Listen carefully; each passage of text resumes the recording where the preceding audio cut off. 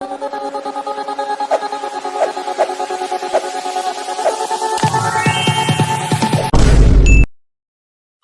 Hello viewers, welcome back to our channel. நான் உங்க PK வந்தாச்சு. So welcome to great Kirikalan magic show. நாடு தழுவிய போராட்டம் அப்படின்றது பார்த்தோம்னா ஜந்தர் மந்தில் நீட்டுக்கு அகென்ஸ்டா ரொம்ப பெரிய அளவில் நடந்துகிட்டு இருக்கு அப்படின்னு தான் சொல்லணும். கிட்டத்தட்ட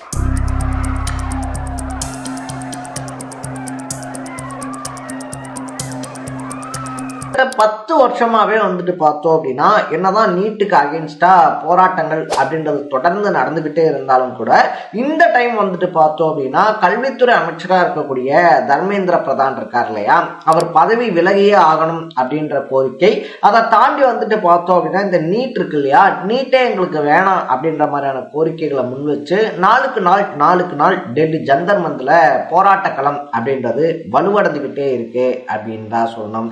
இது ஒரு பக்கம் தேசிய அரசியல்ல ரொம்ப பெரிய பரபரப்பை ஏற்படுத்தி இருக்கக்கூடிய சிச்சுவேஷன்ல அட் த சேம் டைம் பார்த்தோம் அப்படின்னா தமிழ்நாடு தான் முதல்ல நீட்டுக்கு எதிராக ரொம்ப பெரிய அளவுல கண்டனம் அப்படின்றத எழுப்பின ஒரு ஸ்டேட்டா இருந்துச்சு.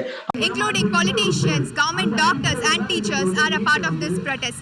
They have two main demands. ஆனா இப்ப பார்த்தோம்னா புதுச்சேரியில, ஆந்திரால, ஜார்க்கண்ட், பீகார், அதை தாண்டி டெல்லி அப்படின்னு சொல்லிட்டு பல மாநிலங்கள்லயும் நீட்டுக்கு அகென்ஸ்டான போராட்டம் அப்படின்றது ரொம்ப பெரிய அளவுல நடந்துகிட்டு இருக்கும் போது தமிழ்நாட்டில் அந்த அலையினுடைய எப்படி சொல்றது, அந்த அலையினுடைய வீரியம் இருக்கு இல்லையா, அது சொல்லிக்கிற அளவுக்கு இல்லை அப்படின்றதும் அரசியல் ஆய்வாளர்களையும் அரசியல் விமர்சகர்களையும் அதிர்ச்சியில் ஆழ்த்தி இருக்கு அப்படின்னு தான் சொல்லணும்.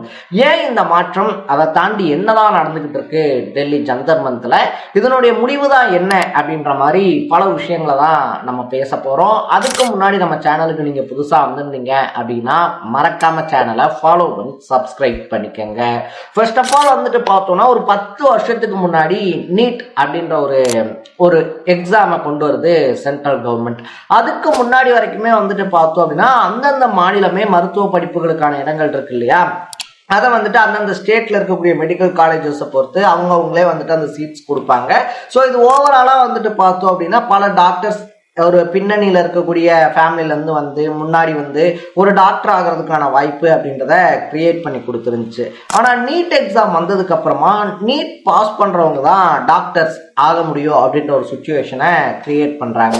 சரி, அது கூட ஓகே தான். ஆனா நீட் எக்ஸாம் வரும்போதே நீட்ல ஜெயிக்கிறதுக்கு நாங்க உங்களுக்கு கூட இருப்போம் அப்படின்னு சொல்லிட்டு நீட் எக்ஸாமையும் ஒரு வியாபார பொருளா மாத்த ஆரம்பிக்கிறாங்க கவர்மெண்டோட சேர்ந்த மற்ற அகாடமிஸும் அப்படின்னு தான் சொல்லணும். சரி, அதையும் தாண்டி பார்த்தோம் அப்படின்னா நீட்டுக்கு பல வருஷமா மாணவர்கள் படிச்சுக்கிட்டு இருக்கும் போது அந்த நீட் கொஸ்டின் பேப்பர் இருக்கு இல்லையா, நாங்க தரமான டாக்டர்களை தான் உருவாக்குறோம் அப்படின்னு சொல்லிட்டு நீட் அப்படின்ற ஒரு விஷயத்தையே உள்ள கொண்டு வராங்க.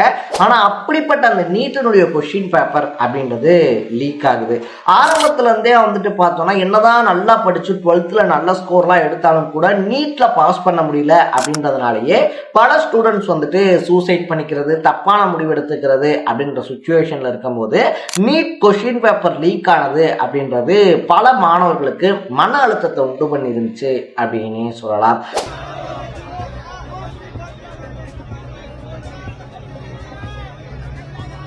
ஏன்னா பல வருஷங்களா வீட்டில் உட்காந்து நீட்டுக்காக ப்ரிப்பேர் பண்ணிக்கிட்டு இருக்கோம், ப்ரிப்பேர் பண்ணி எழுதியிருக்கோம், எப்படியும் பாஸ் ஆயிடுவோம் அப்படின்னு சொல்லி நினைச்சிட்டு இருக்கும் போது இல்ல நீங்க எழுதின எக்ஸாமினுடைய கொஸ்டின் பேப்பர் இருக்கு இல்லையா, அது ஆல்ரெடி லீக் ஆயிடுச்சு, அதனால அந்த எக்ஸாமே செல்லாது, மறு எக்ஸாம் ரீ எக்ஸாம் அப்படின்றது வைக்கிறோம் அப்படின்னு சொல்லிட்டு அனௌன்ஸ் பண்றாங்க.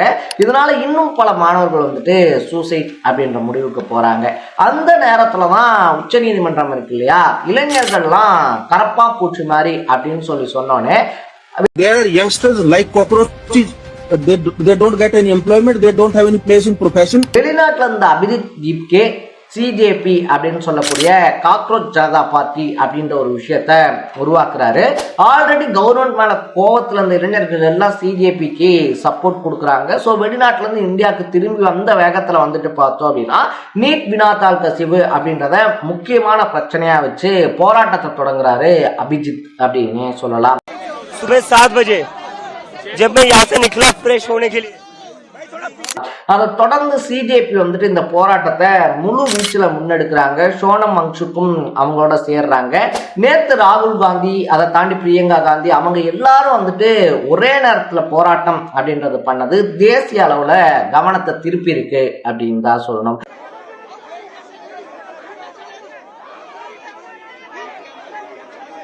ஸோ இப்படி வந்துட்டு பார்த்தோம்னா மாணவர்கள் மேல தடியடி, அதை தாண்டி வந்துட்டு ரசாயன கலவைகள் தெளிக்கிறது அப்படின்னு சொல்லிட்டு டெல்லி ஜந்தர் மந்தே ஒரு கோர கலவரம் நடக்கிற இடமா மாறி இருக்கும் போது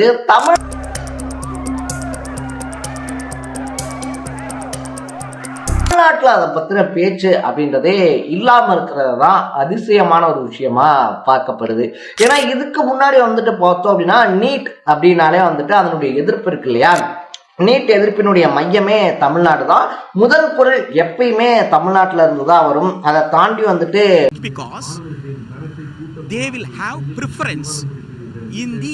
மத்திய அரசாங்கத்துக்கு எதிரான போராட்டம், அதுலயும் உரிமை மீறலுக்கு எதிர்ப்பான போராட்டம் அப்படின்னா தமிழ்நாடு தான் அந்த போராட்டத்தை முன்னின்று பண்ணுவாங்க.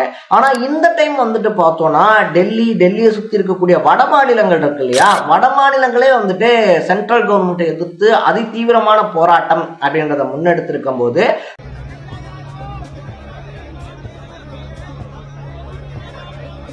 தமிழ்நாட்டில் அதனுடைய வீச்சம் அப்படின்றது இருக்கு இல்லையா, அது ரொம்ப கம்மியா இருக்கு அப்படின்னு தான் சொல்லணும். என்ன நடந்துச்சு, இளைஞர்கள் எந்த இடத்துல திசை மாறி போயிருக்காங்க அப்படின்றது பலருக்குமே குழப்பமான ஒரு விஷயமா மாறப்பட்டிருக்கு.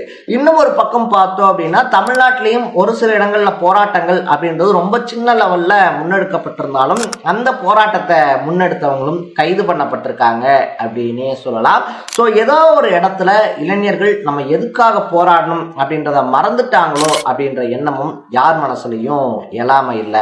அட் த சேம் டைம்ல வந்துட்டு பார்த்தோம் அப்படின்னா தலைமை இருக்கு இல்லையா, தலைமை சரியில்லைன்னா இளைஞர்களை வழிநடத்த முடியாது அப்படின்றத இதுக்காக தான் நாங்க சொல்றோம் அப்படின்னு சொல்லி எதிர்கட்சிகளும், அதை தாண்டி வந்துட்டு நீங்க முறையா அனுமதி கேட்டீங்கன்னா நாங்க போராட்டம் நடத்த அனுமதி தருவோம், கைது பண்ண மாட்டோம் அப்படின்னு சொல்லி ஆளும் அரசாங்கமும் சொல்றது.